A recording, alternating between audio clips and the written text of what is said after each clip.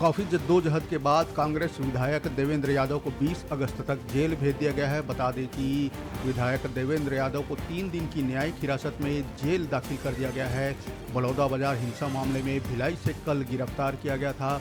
बता दें कि कांग्रेस विधायक देवेंद्र यादव को पुलिस रायपुर के सेंट्रल जेल लेकर आई थी देर रात, जहां पर पुलिस और समर्थकों में झड़प देखने को मिली। बता दें विधायक संविधान की कॉपी इस दौरान हाथ में पकड़े हुए उसे दिखाते रहे।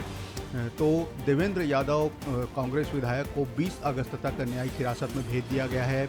बता दें कि बलौदा बाजार हिंसा में उनका नाम आने के बाद कई बार उन्हें नोटिस भी जारी किया गया था। तो बता दें कि देर रात कांग्रेस विधायक देवेंद्र यादव को पुलिस रायपुर सेंट्रल जेल लेकर पहुंची।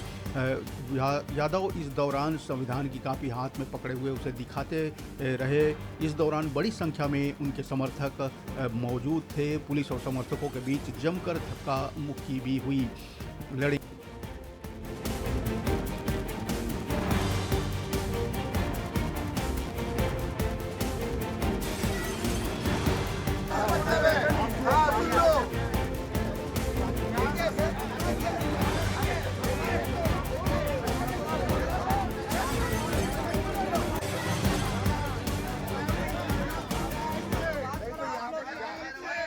2 जहद के बाद कांग्रेस विधायक देवेंद्र यादव को 20 अगस्त तक जेल भेज दिया गया है। बता दें कि विधायक देवेंद्र यादव को 3 दिन की न्यायिक हिरासत में जेल दाखिल कर दिया गया है। बलौदा बाजार हिंसा मामले में भिलाई से कल गिरफ्तार किया गया था।